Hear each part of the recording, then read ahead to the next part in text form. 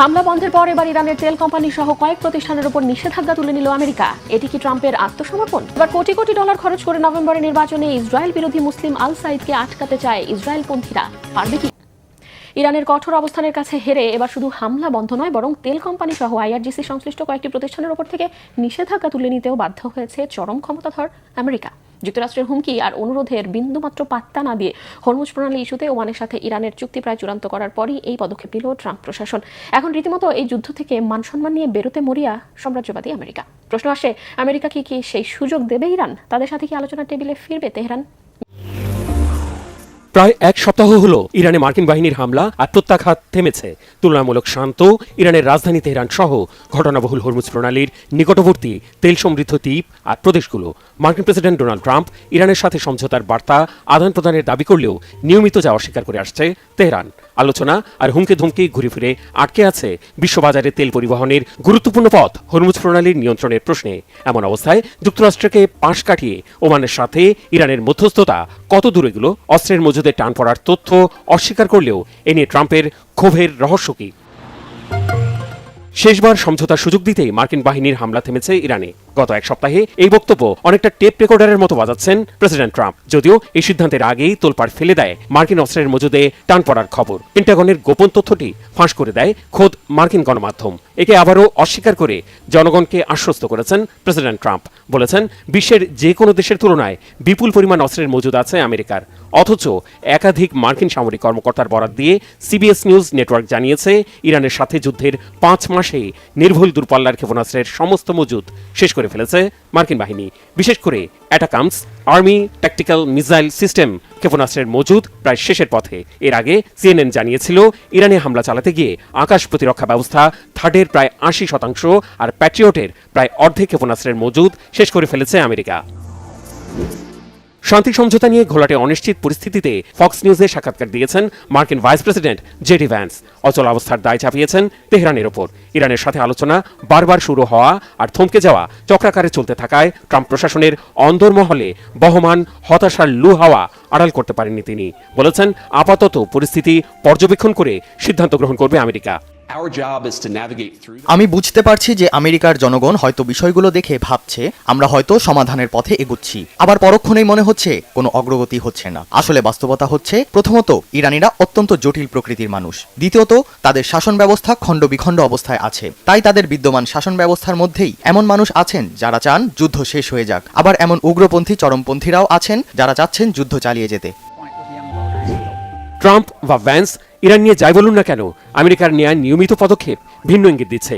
তেহরানকে শান্তি আলোচনা টেবিলে ফেরাতে ওয়াশিংটন যে কতটা কাতর হয়ে উঠেছে তার নজিরও দেখালো ট্রাম্প প্রশাসন। এবার ইরানের বিপ্লবী গার্ড আইআরজিসির সাথে সম্পর্কিত 2টি প্রতিষ্ঠান আর 2টি বিমানের ওপর থেকে নিষেধাজ্ঞা প্রত্যাহারের মতো কর্মকাণ্ডে নমনীয় হওয়ার বার্তা দিয়েছে যুক্তরাষ্ট্রের রাজস্ব বিভাগ। নিষেধাজ্ঞা উঠেছে ইরাকের fly Baghdad airlines, Iraq express আর 2টি বোয়িং 737 এয়ারক্রাফটের উপর থেকে। এদিকে হরমুজের নিয়ন্ত্রণ নিয়ে ট্রাম্প প্রশাসনের হাকডাক আর হুমকি মোটেই পাত্তা না দিয়ে যুক্তরাষ্ট্রকে পাশ কাটিয়ে ওমানের সাথে সমঝোতা চূড়ান্ত করেছে ইরান। এ নিয়ে খুবই আশাব্যঞ্জক প্রতিক্রিয়া দিয়েছেন ইরানের পররাষ্ট্র মন্ত্রণালয়ের মুখপাত্র ইসমাইল বাঘাই। যুক্তরাষ্ট্রের দিকে ইঙ্গিত করে তৃতীয় পক্ষের প্রতিবন্ধকতার আশঙ্কাও করছেন তিনি। তেহরান জানিয়েছে, মূলত হরমুজ হয়ে জাহাজ চলাচলের 2টি রুট চূড়ান্ত করা হয়েছে। একটি হচ্ছে ওমান আর সংযুক্ত আরব আমিরাত উপকূল ঘেঁষে, আর অন্যটি হবে ইরানের সমুদ্র সীমার পাশ দিয়ে। আন্তর্জাতিক তেল পরিবহনের গুরুত্বপূর্ণ জলপথ হরমুজ নিয়ে তীব্র টানাপোড়েনের মধ্যেই আরেক কৌশলগত নৌরুট বাব আল মানদেবে অবস্থান দিনকে দিন জোরালো করছে ইয়েমেনের হুতি বাহিনী। আবারও সৌদি আরবের 2টি তেলবাহী জাহাজে হামলা চালিয়েছে ইরান সমর্থিত হুতি যোদ্ধারা। এতে গত কয়েকদিনে হুতিদের হামলায় আক্রান্ত হল সৌদির অন্তত 12টি জাহাজ। ফিলিস্তিন গণহত্যাকারী ইসরায়েলের কড়া সমালোচক মিশিগানের মুসলিম ডেমোক্রেট প্রার্থী আব্দুল আল সাইদকে এবার মধ্যবর্তী নির্বাচনে হারাতে এখন থেকেই উঠে পড়ে লেগেছে একটি প্রভাবশালী ইসরায়েলপন্থী লবিং গোষ্ঠী। আসছে নভেম্বরের মধ্যবর্তী নির্বাচনে ডেমোক্রেট আল সাইদের প্রতিপক্ষ রিপাবলিকান প্রার্থী মাইক রজার্সের পক্ষে কয়েক কোটি ডলার খরচের পরিকল্পনা করছে তারা। ডেমোক্রেট প্রার্থী আব্দুল আল সাইদের কি পারবেন বর্বর ইসরায়েলপন্থীরা মাইক রজার্সকে হারিয়ে আমেরিকার ইতিহাসে প্রথম মুসলিম সিনেটর হতে? রাজনীতিতে কোটি কোটি ডলার খরচ করেও যে সবসময় ক্ষমতা কেনা যায় না, তা আবার প্রমাণ হলো যুক্তরাষ্ট্রের ডেমোক্রেটিক পার্টির সাম্প্রতিক প্রাইমারিতে। ইসরায়েলপন্থী গোষ্ঠী আইপ্যাকের $60 মিলিয়ন বিশাল নির্বাচনী প্রচারণাকে হার মানিয়ে সিনেট প্রার্থিতার লড়াইয়ে বিজয়ী হলেন আব্দুল আল সাইদ। মার্কিন সিনেট প্রাইমারিতে এক ঐতিহাসিক জয় ছিনিয়ে নিয়েছেন বাম ঘেঁষা রাজনীতিক আব্দুল আল সাঈদ। 4 বারের কংগ্রেস সদস্য প্রভাবশালী প্রতিদ্বন্দ্বী হ্যালি স্টিভেন্সকে পরাজিত করে মার্কিন সিনেটর হওয়ার দৌড়ে ডেমোক্রেটিক পার্টির চূড়ান্ত টিকিট পেয়েছেন তিনি। 5 আগস্ট এনবিসি নিউজের বরাত দিয়ে আল জাজিরা জানিয়েছে, নভেম্বরের মধ্যবর্তী নির্বাচনে কংগ্রেসের উচ্চকক্ষ সিনেট সদস্য পদের জন্য সাইয়েদ মিশিগান আসন থেকে প্রতিদ্বন্দ্বিতা করবেন। সেখানে তার প্রতিদ্বন্দ্বী হিসেবে থাকবেন রিপাবলিকান পার্টির মাইক রজার্স। তার বিপক্ষে জিতলে মার্কিন ইতিহাসে প্রথম মুসলিম সিনেটর হবেন সাইয়েদ। আল সাঈদকে সমর্থন দিয়েছেন সিনেটর বার্নি স্যান্ডার্স ও কংগ্রেস সদস্য আলেকজান্দ্রিয়া ওসাকিও কার্জের মতো প্রগতিশীল নেতারা। আল সাঈদ জানিয়েছেন, মিশিগানের ভোটাররা 2024 সালের নির্বাচনে কমলা হ্যারিস বা ডোনাল্ড ট্রাম্প যাকেই ভোট দিয়ে থাকুন না কেন তিনি সবার প্রতিনিধি হিসেবে কাজ করবেন। নির্বাচনী প্রচারাভিযানে আব্দুল আল সাঈদ সবার জন্য স্বাস্থ্যসেবা, অভিবাসন ও শুল্ক প্রয়োগকারী সংস্থা আইসিই বিলুপ্ত করা এবং ইসরায়েলকে যুক্তরাষ্ট্রের নিঃশর্ত সামরিক সহায়তা বন্ধ করার পক্ষে অবস্থান নেন। প্রাথমিক নির্বাচনের ফল ঘোষণার পর তিনি বলেন, রাজনীতি থেকে অর্থের প্রভাব কমিয়ে মানুষের হাতে অর্থ পৌঁছে দেওয়া হবে তার লক্ষ্য।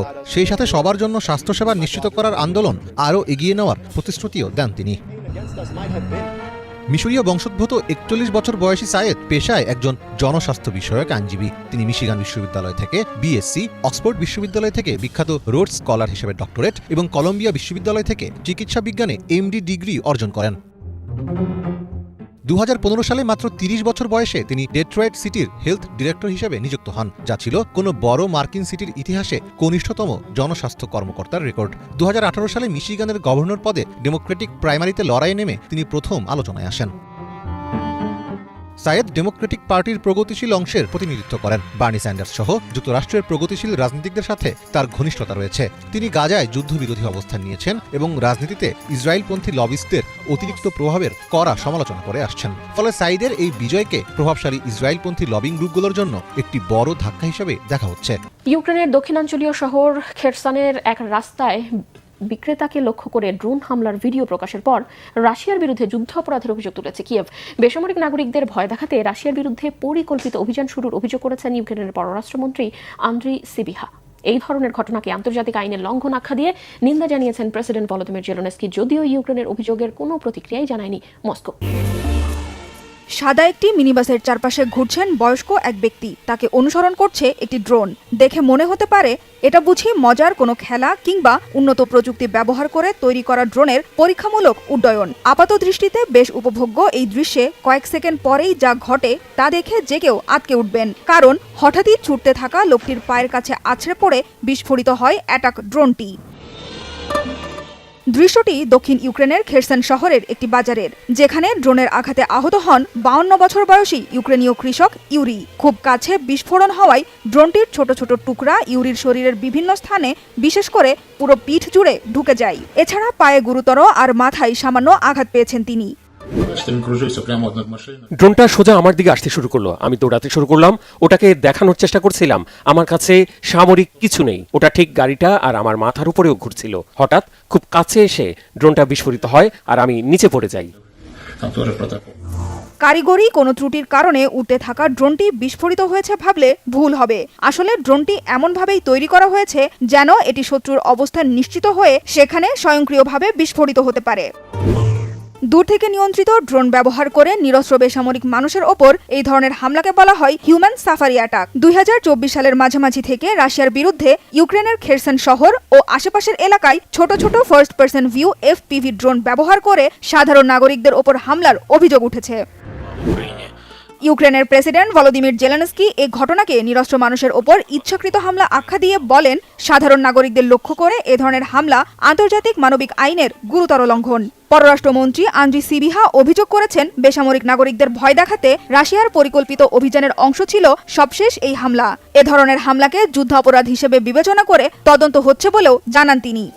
ভর দুপুরে ঝাঁঝালো রোদের মধ্যে হুট করেই নিভে যাবে সূর্যের আলো। চারিদিকে নেমে আসবে আমাবস্যার ঘুটঘুটে অন্ধকার। শুনতে কানপলিক মনে হলেও ঠিক এমনই এক অবিশ্বাস্য মহাজাগতিক নাটকের সাক্ষী হতে চলেছে পৃথিবী। আগামী 12 আগস্ট স্পেন, আইসল্যান্ড ও গ্রিনল্যান্ডের আকাশে দেখা মিলবে বিরল এক পূর্ণগ্রাস সূর্যগ্রহণ। প্রকৃতির এই অদ্ভুত আলো আধারী খেলা কেমন বদলে আসবে জীবজগতে, আর খালি চোখে না দেখে কিভাবে নিরাপদে উপভোগ করবেন এই মহাদৃশ্য। 2026 সালের 12ই আগস্ট পৃথিবীর বুকে নেমে আসছে এক অবিশ্বাস্য অন্ধকার। দিনের আলো হুট করে উধাও হয়ে ভর দুপুরে ছেয়ে যাবে অমাবস্যার মতো নিকষ অন্ধকারে। লাখ লাখ মানুষ সাক্ষী হতে চলেছে এই বিরল মহাজাগতিক ঘটনার। স্পেন, আইসল্যান্ড আর গ্রিনল্যান্ডের আকাশ জুড়ে তখন তৈরি হবে নাটকীয় পরিবেশ। দেখে মনে হতে পারে হুট করেই যেন থমকে গেছে পুরো প্রকৃতি। চাঁদ যখন সূর্য ও পৃথিবীর ঠিক মাঝখানে এসে দাঁড়াবে, তখনই ঘটবে পূর্ণগ্রাস সূর্যগ্রহণ। আকারে অনেক ছোট হলেও পৃথিবীর কাছাকাছি থাকার কারণে চাঁদ ঢেকে ফেলবে বিশাল সূর্যকে। ফলে সূর্যের বাইরের দিকের পাতলা আলোর বলয় ছাড়া আর কিছুই দেখা যাবে না। পূর্ণগ্রাস সূর্যগ্রহণ সত্যিই এক অদ্ভুত সুন্দর ঘটনা। যখন চাঁদ ঠিক সূর্য আর পৃথিবীর মাঝখানে চলে আসে, তখন চাঁদ পৃথিবীর উপর নিজের ছায়া ফেলে। এভাবেই সূর্যগ্রহণের বিষয়টিকে ব্যাখ্যা করছিলেন সারে ইউনিভার্সিটির অ্যাস্ট্রোফিজিসিস্ট ডক্টর নোয়েলিয়া নোয়েল। তিনি জানান, চাঁদ সূর্য যে পথে ছায়া ফেলবে, কেউ যদি ভাগ্যক্রমে সে পথে থাকে, তাহলে তিনি একদম অন্ধকার একটি মুদ্রার মতো কিছু দেখতে পাবেন। সেটা আর কিছুই নয়, সূর্যের মুখ ঢেকে ফেলা চাঁদ।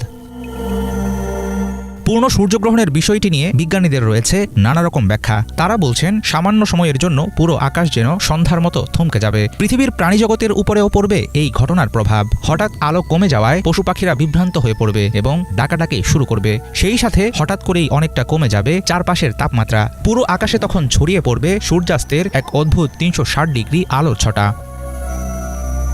বিরল সূর্যগ্রহণ নিয়ে যত কৌতূহলী থাকুক, সরাসরি খালি চোখে এই দৃশ্য দেখা মারাত্মক বিপজ্জনক হতে পারে বলে সাবধান করে দিয়েছেন বিশেষজ্ঞরা। তাদের মতে, বিশেষ চশমা ছাড়া খালি চোখে বা ক্যামেরার লেন্স দিয়ে সরাসরি তাকালে স্থায়ীভাবে ক্ষতিগ্রস্ত হতে পারে চোখ। অ্যাস্ট্রোফিজিসিস্ট ডক্টর নোয়েলিয়া নোয়েল পরামর্শ দিয়েছেন, পূর্ণগ্রাস সূর্যগ্রহণ শুরু হওয়ার ঠিক আগের মুহূর্তগুলোতে অবশ্যই বিশেষ সূর্যগ্রহণ দেখার চশমা পরা উচিত। চাঁদ যখন সূর্যকে পুরোপুরি ঢেকে ফেলবে, শুধু সেই সময়টুকুতেই চশমা খোলা যাবে। তবে চাঁদ আবার সরতে শুরু করলেই চশমা পরে নিতে হবে। কারো কাছে যদি বিশেষ চশমা না থাকে, তবে বাসায় থাকা চালুনির মতো ছিদ্রযুক্ত কিছু ব্যবহার করার পরামর্শ দিয়েছেন নোয়েলিয়া নোয়েল।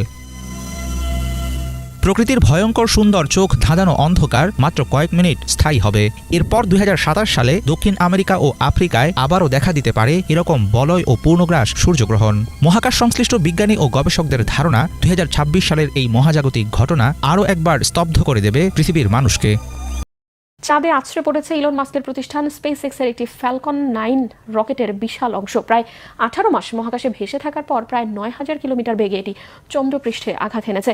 এতে পৃথিবীর জন্য কোনো ঝুঁকি না তৈরি হলেও ঘটনাটি মহাকাশের পরিত্যক্ত রকেট ও অন্যান্য ধ্বংসাবশেষের ব্যবস্থাপনা নিয়ে গভীর উদ্বেগের সৃষ্টি করেছে। বিষয়টিকে ভবিষ্যতের চন্দ্র অভিযানগুলোর জন্য জোরালো সতর্কবার্তা হিসেবেই দেখছে বিজ্ঞানীরা। মহাকাশ জয়কে মানব সভ্যতার সবচেয়ে বড় প্রযুক্তিগত অর্জনগুলোর একটি বলা হলেও এ ধরনের অভিযানেরই অনাকাঙ্ক্ষিত এক পরিণতি সামনে এলো। বিশ্বের শীর্ষ ধনী ইলন মাস্কের প্রতিষ্ঠান স্পেস এক্সের একটি ফ্যালকন 9 রকেটের ওপরের ধাপ নিয়ন্ত্রণ হারিয়ে চাঁদের পৃষ্ঠে আছড়ে পড়েছে। বিজ্ঞানীরা বলছেন, ঘটনাটি পৃথিবীর জন্য কোনো তাৎক্ষণিক ঝুঁকি তৈরি না করলেও এটি মহাকাশে পরিত্যক্ত রকেট ও অন্যান্য ধ্বংসাবশেষ ব্যবস্থাপনা নিয়ে নতুন করে প্রশ্ন তুলছে। বিশেষ করে চাঁদকে ঘিরে যখন নতুন মহাকাশ প্রতিযোগিতা শুরু হয়েছে, তখন এমন ঘটনাকে ভবিষ্যতের অভিযানের জন্য গুরুতর সতর্কবার্তা হিসেবে দেখা হচ্ছে। সংবাদ সংস্থা এপি ও আল জাজিরা জানিয়েছে, স্পেস এক্সের ফ্যালকন 9 রকেটটি 2025 সালের 15 জানুয়ারি দুটি বেসরকারি লুনার ল্যান্ডার বহনের উদ্দেশ্যে উৎক্ষেপণ করা হয়েছিল। মিশনের মূল দায়িত্ব শেষ হওয়ার পর রকেটের নিচের অংশ পৃথিবীর বায়ুমণ্ডলে ফিরে এলেও প্রায় 4 টন ওজনের ওপরের ধাপটি মহাকাশেই থেকে যায়। পরবর্তী প্রায় 18 মাস ধরে সূর্যের কার্যকলাপ এবং পৃথিবী, চাঁদ ও সূর্যের সম্মিলিত মহাকর্ষীয় প্রভাবে এর কক্ষপথ ধীরে ধীরে পরিবর্তিত হয়। শেষ পর্যন্ত বুধবার এটি ঘণ্টায় প্রায় 8700 কিলোমিটার বেগে চাঁদের আইনস্টাইন ক্রেটারের কাছাকাছি এলাকায় আঘাত হানে। বিজ্ঞানীদের ধারণা, চন্দ্রপৃষ্ঠের সাথে রকেটটির সংঘর্ষের শক্তি ছিল প্রায় 3 টন টিএনটির বিস্ফোরণের সমান। এতে চাঁদের পৃষ্ঠে নতুন একটি গর্ত তৈরি হয়েছে এবং বিপুল পরিমাণ ধুলা ও শিলাখণ্ড মহাশূন্যে ছিটকে গেছে। গবেষকদের প্রাথমিক বিশ্লেষণ অনুযায়ী এই ধ্বংসাবশেষের মেঘ প্রায় 114 মাইল পর্যন্ত বিস্তৃত হতে পারে। যদিও পৃথিবী থেকে সংঘর্ষের আলোর ঝলক সরাসরি দেখা যায়নি, চিলির একটি শক্তিশালী টেলিস্কোপ ধ্বংসাবশেষের মেঘের উপস্থিতির প্রমাণ পেয়েছে। নাসার লুনার রিকনেসা অরবিটার এবং দক্ষিণ কোরিয়ার দানুরি মহাকাশযান আগামী কয়েক দিনের মধ্যে সংঘর্ষস্থলের বিস্তারিত ছবি সংগ্রহ করবে বলে ধারণা করা হচ্ছে। এসব তথ্য বিশ্লেষণের পরই নতুন গর্তের আকার এবং সংঘর্ষের প্রকৃত প্রভাব সম্পর্কে নিশ্চিত হওয়া যাবে। স্পেসএক্সের কর্মকর্তাদের দাবি, অবশিষ্ট জ্বালানি না থাকায় রকেটটির গতিপথ পরিবর্তন করা সম্ভব হয়নি এবং সৌর কার্যকলাপ ও মহাকর্ষীয় শক্তির প্রভাবে এটি অনিবার্যভাবে চাঁদের দিকে ধাবিত হয়। তবে এই ব্যাখ্যা অনেক বিশেষজ্ঞকে সন্তুষ্ট করতে পারেনি। তাদের মতে, মহাকাশে পাঠানো বড় আকারের প্রতিটি যানের শেষ পরিণতি কি হবে সে বিষয়ে শুরু থেকেই কার্যকর পরিকল্পনা থাকা উচিত। মহাকাশে ক্রমবর্ধমান পরিত্যক্ত বস্তু ভবিষ্যতের অভিযানের জন্য বড় ধরনের ঝুঁকি তৈরি করতে পারে। যুক্তরাষ্ট্র, চীন সহ বিভিন্ন দেশ এবং বেসরকারি প্রতিষ্ঠান যখন চাঁদে স্থায়ী উপস্থিতির পরিকল্পনা করছে, এ প্রেক্ষাপটে মহাকাশে বর্জ্য নিয়ন্ত্রণ ও রকেট নিয়ন্ত্রণের জন্য আরও কঠোর আন্তর্জাতিক নীতিমালা তৈরির দাবি জোরালো হচ্ছে। অন্যথায় ভবিষ্যতে বৈজ্ঞানিক গবেষণা, নতুন মিশন পরিচালনা কিংবা চাঁদের পরিবেশ সবকিছুকেই মানুষের প্রযুক্তিগত অবহেলার বড় মূল্য দিতে হতে পারে বলে গভীর উদ্বেগ জানাচ্ছেন বিজ্ঞানীরা।